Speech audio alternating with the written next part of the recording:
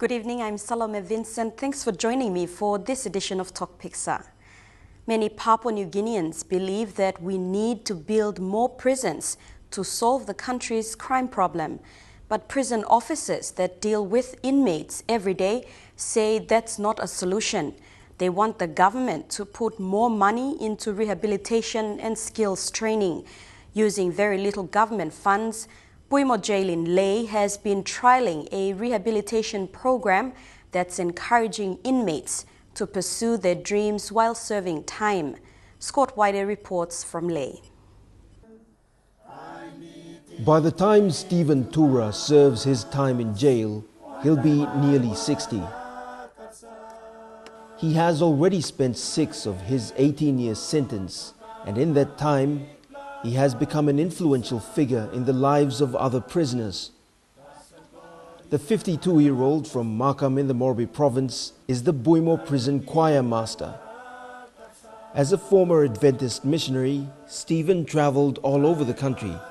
He brought those positive experiences to Buimo when he was imprisoned in 2009. Time you got strong yet, you must think in God. Before the time God blew you and you come, you simply strength blew you. Physical strength, mental strength, spiritual strength blew you. You see him long saving God. But it's the time when you stop longing. Because there are bad times whereby come, or the times whereby you go lapon, or times whereby you find him sick. Stephen is serving time for willful murder, a crime he committed during a land dispute in his village. It's a chapter in his life that he has accepted and chosen to move on. Through an innovative rehabilitation program, prisoners like Stephen are being encouraged to use their natural talents to help others around them. In 2009, Stephen, with the assistance of prison officers and other inmates, put together an all-male choir. Through that choir, he works every day towards achieving a personal goal. Make a big aim that only must go out, good plan, now saving the community will come along. That's the overall thinking when we got long saving more Kalabusman. That is why the museum display gift where God and giving me. Here, that time is stop time me waste so me must use him saving life per man. Time me work one time and me will understand him that I make this I become Adventist 7-day Adventist background so I make this work him to make it a place yet. So time comes celebration and then automatically I'm just fit in that's all. Fit in long as a church belong and then also fit in long the all rehabilitation programs especially related to choir. So over the years that then work leading choir, plenty all young people, especially all male prisoners, all it benefit long. The choir is just part of a wider rehabilitation program involving male and female prisoners. Sergeant Arnold Juvai is responsible for welfare and rehabilitation in Buimo. He's implemented the program using very little government funding, but with strong backing from the jail commander. As a prison officer, the financial rewards of being part of a team that manages 600 prisoners every day isn't much. But the personal satisfaction of seeing success is priceless. Time me feeling that the service me give long and the person and come of somebody and me really satisfied that the service me give and the person and kiss him long and by passing on the like na. In sa long Morabe province, mi play sabi hari mol se mi got plenty fight na me long all schools. So mi play go long toki mo long all sem all neken kisim lo hand long all se mi play make him na mi play camp stop. Kathy Willie is a mother of 4. At every available opportunity, she tells high school students not to follow her footsteps. Mi mama tasol mi gonsa la disla evi make him na mi gonsa na meeting all se by your right tasol after all this logo the backside all se mi can't stop all se now sem talk look out blomi na encouragement blomi lo all school pikinini all sem all na can make him one kind person all se mi na sampla all kalabus mana meri make him. Kathy is a fully qualified adult literacy teacher. Through the rehabilitation program, she was trained by the PNG Bible Society, a church-based organization that conducts literacy trainings in jails around the country. Planti oli no kilia tumas lo reading talk blong God na disla mi play kisim time mi play on side sit down mi play skuli mo lo sem lo isi o sem a e I o u o sem na bien toki mo lo sem display tami pa write name long God mi plata em God na mi pla pronounce him o sem GM ba sta por sewane. While filming another story last week, I met the woman who trained Kathy. Rose Patrick is the Bible Society's program officer, and I asked her about the literacy programs and its successes. What I didn't know was that Rose also spent time in jail, and she is herself a success story of Buimo's rehabilitation program and the Bible Society's engagement. Sitting here and talking to you, I am the product of Bible Society. I was an inmate myself. Bible Society came in 2000 following a MOU being signed by CIS and Bible Society to bring the literacy program within the prison jails to help the inmates who are illiterate. And I was there at 2008. They came and they trained us to be trainers. So I was there. Also, I taught female inmates. Upon recommendation by Sergeant Juvai and his team, the Bible Society employed Rose as a full-time literacy trainer. Rose is now responsible for running literacy programs in jails in the Highlands and Momase. At the University of Technology in Lae, Lengtri Kintao sits in a class of about 20 students. In 2 years, he expects to graduate with a bachelor's degree in communications. Lengtri is another inmate who has benefited from Buimo's rehabilitation program. Life block crime, I'm not good. Crime got consequence blame. Pain blame for the last 6 years me film. Consequence for crime I'm big block bagarap. Crime can destroy you. Osem you yet. Crime can destroy you, na family blame you. Crime can destroy you, na society you stop long em power block crime. Na crime walk him dislalom me. Lengtri was involved in a failed armed robbery in Lae. He was shot by police and later sentenced to 12 years hard labor. That bad experience and the sheer determination to regain control of his life and freedoms caused a significant change in how Buimo treats those who are called serious offenders. After long, current commander now come down, Simon Sobam. Maybe not scheme him long. Meeting thing go back to school. Simon Sobam na mas nam to bami support you because I'm part of rehabilitation program. Simon Sobam to previous years all commanders no been working class so on talk. Bami try first one you. Time talking me plus me mon karabusman na come back in school me ask him how why you come back in school. When something make it possible, you come back in the class and story let me blah just la community rehabilitation program CIS story na time baharim Islam me just hamas no group lo em come back in training me blah reaction blame me no se me mon blah karabusman or when name normal student me blah to been fall first place. I'm got problem na I'm like looking me so time you go na me blah story em batoka such meeting lo future blame na meeting look like go back to school but you know this la hope. Adila opportunity ba kama pono gat mino sabe na misa encourage him strong na to then what you have to do is strong lahap na you make your way down here so you must show him passing na good passing down be na passing na kano so I think with Jila can encourage him bla sa share na kano so and then he just although despite pain and make him lo bell nothing till long and make him way come na I think because of this la na it's an opportunity open and go back to school. While there are inspiring success stories from people like Stephen, Kathy and Lengtri, there's an even bigger problem out there. And just to give you an idea of what I'm talking about, between the months of January and August, 15 people were jailed for armed robbery. Another 15 went in for rape. For murder, 35 were jailed. And for drug offenses, 78, including juveniles. It makes one wonder what we as a nation are doing wrong. Prison officers in Buimo say that building more jails and locking up people won't solve Papua New Guinea's crime problems. There has to be more focus on giving skills to prisoners so that it breaks the cycle of crime and violence. But unless the government takes rehabilitation seriously, jails will continue to be dumping grounds where we relieve ourselves of the unwanted.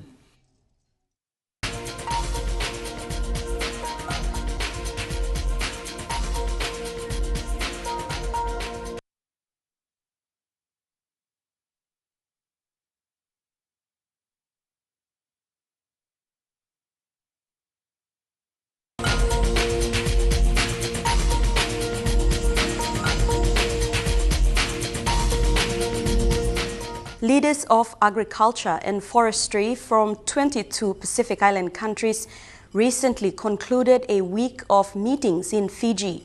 They discussed managing strategic risks to agriculture and forestry in the region. 4 main priorities listed at the end of the forum were agriculture and forestry production systems, biosecurity, land use management, and climate change. As we will see from this report by Deli Bagu, the discussions come at a critical point as small island countries are facing the tide of rising sea levels, food scarcity, and displacement issues.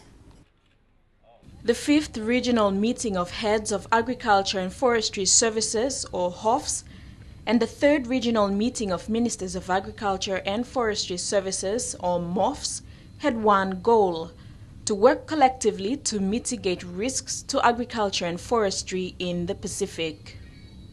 Papua New Guinea was chair at both meetings.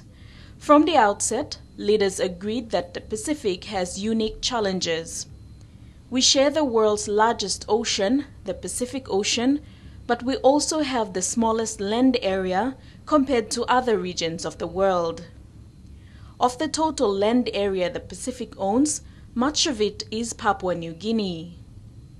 With the various sizes of landmass differing from one Pacific Island country to another, priority issues also differ significantly.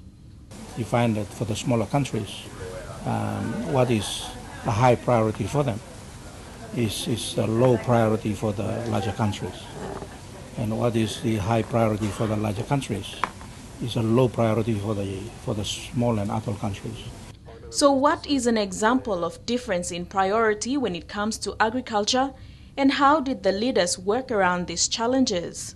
Like when you look at the larger Melanesian countries, when they talk about sustainable forest management at a level of, say, 500,000 upwards. Well, our friends in Kiribati and Tokelau and Tuvalu, that's something that they... So for them, is it a high for them? No. So we sit down, we've gone through all of that, and we isolate all these sort of issues. And then we still try to work together to say that, okay, the issues of the atolls and the small islands, we identify them, and then we can try to tailor.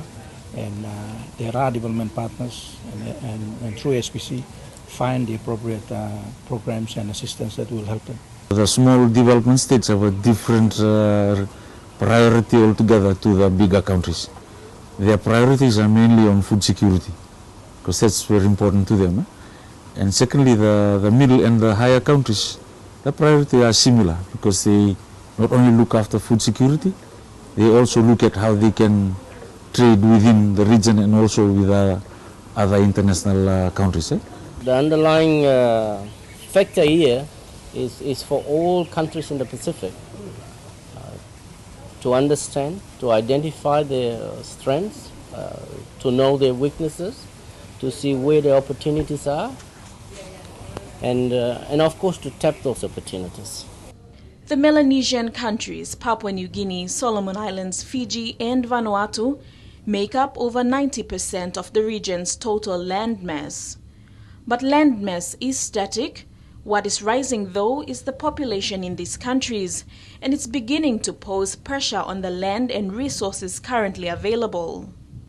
Because we've got a lot of land and we've got a lot of resource, if we are not careful and if we don't start looking at this and start planning properly into the future in how we manage it, how we use it, then we can find ourselves in a situation that we will, we face the consequences of, facing up with resources that you no longer have, and you have a financial situation, an economic situation, and the social issues will eventually,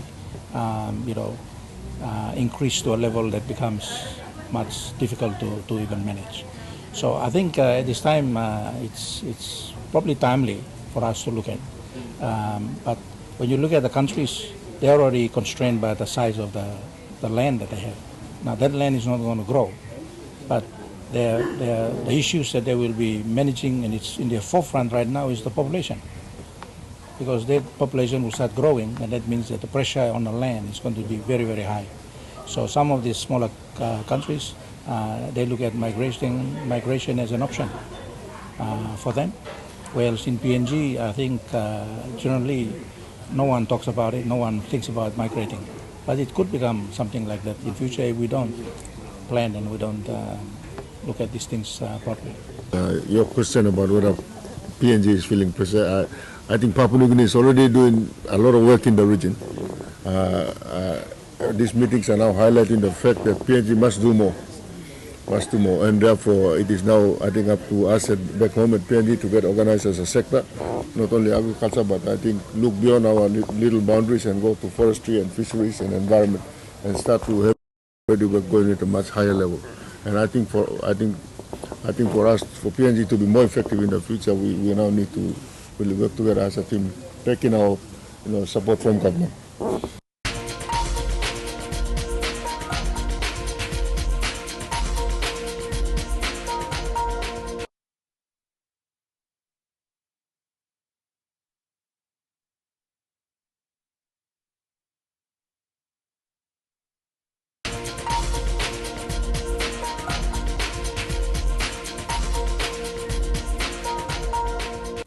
We continue on with the Agriculture Ministers' meet held in Nadi, Fiji.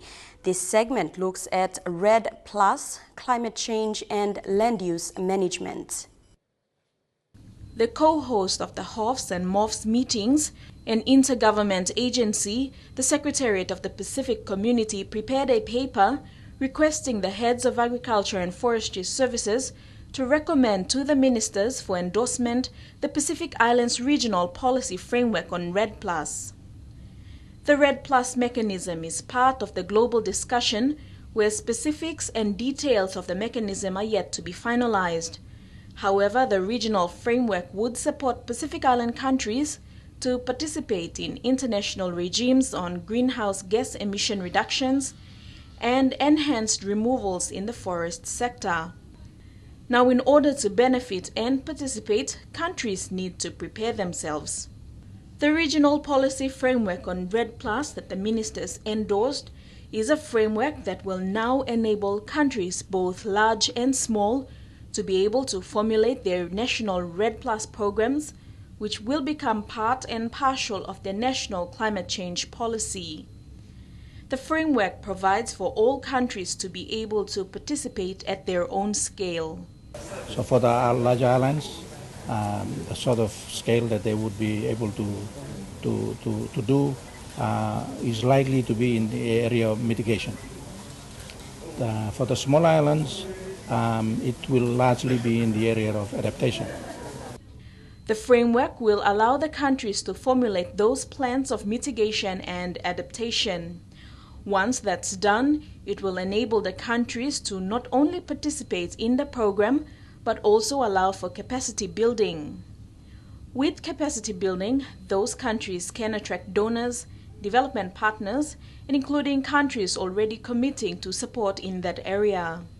So what is absent in our countries at the moment is to have those kind of policies and guidelines as part of its national readiness program, as they refer to. Fiji, Papua New Guinea, they've already commenced some work on it. The other countries, not yet. So that was the reason why when the heads of forestry met in 2009, they requested SPC to see if SPC could assist countries in coming up with some framework that will guide countries in developing their national readiness program. So this is the document that was finalized, put forward to the minister for them to endorse. Mr. Kanawi says there are donors ready to assist, but they'd like to see definite policies and guidelines that have been adopted by countries' governments, giving them the basis to proceed with bilateral or multilateral programs in the region. Yet another challenging issue, one that no one seems to have a perfect solution, securing access to land for agriculture and forestry. The challenge is the fact that in all the Pacific Island countries, more than 80% of the land are owned by the people. And trying to get them to make it available for development continues to become a struggle. And a number of donors, World Bank and USAID have attempted to look at new ways of unlocking this land. As you can understand, it's a very complicated issue. So that no answer has. We don't have any good answer yet, and so these are the kind of projects that I think we really need the species to come in and work in partnership with all our other partners. So we collaborate to find a way forward. Our own governments trying to do it themselves have serious limitations with expertise.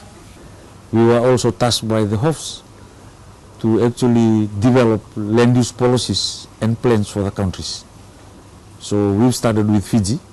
That's the first land use policy for the Pacific that was done for Fiji.